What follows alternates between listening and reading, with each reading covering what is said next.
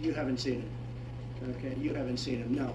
Angus King is a Democrat, and that was totally staged. I heard that, and it was totally staged. Just like you read the question, he read his question. Yeah, please, in the back. Mr. President, I want to ask you about one of your retweets that you. Which one? The one you retweeted from Paul Sperry. Let's see if authorities enforce the social distancing orders for Monster and Ramadan like they did churches during Easter. I'm wondering. No, I would like to see that. And, I just spoke with leaders and people that love mosques. They love mosques. And I'm all in favor of that. But I would say that there could be a difference, and we'll have to see what will happen. Because I've seen a great disparity in this country. I've seen a great disparity. I mean, I've seen a very strong anti-Israel bent in Congress with Democrats. It was unthinkable 7 or 8 or 10 years ago, and now they're into a whole different thing between Omar and AOC. I say AOC plus 3, add them on. You have, I mean, the things that they say about Israel are so bad, and I can't believe it. Now, just a minute. So I would be interested to see that, because they go after Christian churches, but they don't tend to go after mosques. And I don't want them to go after mosques, but I do want to see what their bet is. Yes, please, in the back. Though, Mr. President, that in fact Go ahead, you're please. suggesting that imams wouldn't follow social No, distancing? I think that I just had a call with imams. I just had a call with ministers, rabbis. Had a tremendous call with the faith leaders. No, I don't think that at all. I am somebody that believes in faith. And it matters not what your faith is, but our politicians seem to treat different faiths very differently. And they seem to think, I don't know what happened with our country, but the Christian faith is treated much differently than it was.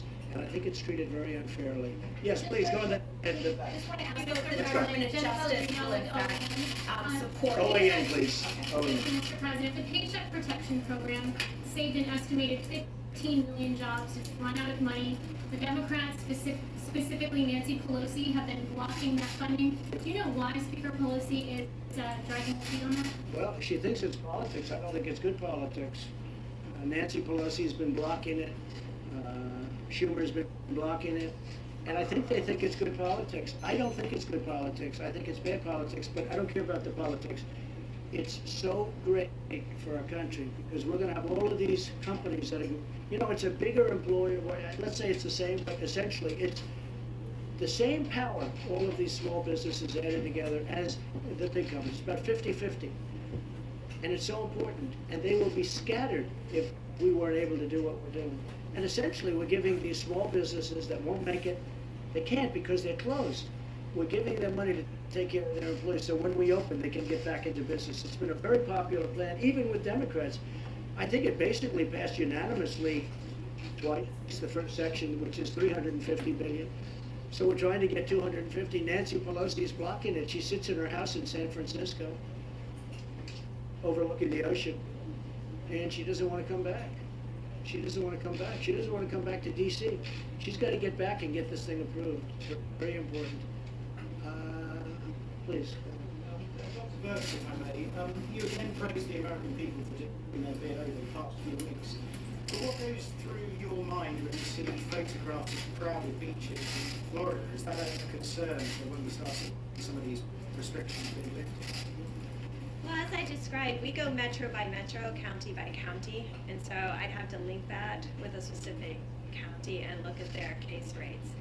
I believe the governor and the public health system that Florida has, they have some of the best county public health individuals I have ever had to deal with. They are amazing, because I had to work with them under HIV/AIDS. So if the county health directors believe that that's appropriate for their county, then I'm not going to second judge an individual approach to this, because I can't see into every single county and the low rates. I get to see there's no cases. So I don't know if that's a county with very small cases or not, but I think their county health official would know.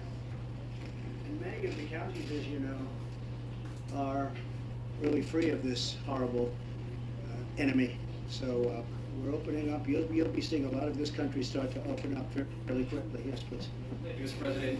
You mentioned the importance of social distancing, but for example, Stephen Moore, someone you appointed to your Open the Country task force, is organizing a protest in Wisconsin, but aren't they in a sense protesting your very own guidelines?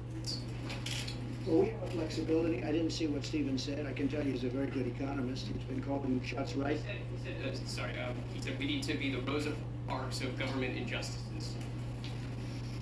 Well, there is a lot of injustice. When you look at Virginia, where they want to take your guns away, they want to violate your Second Amendment.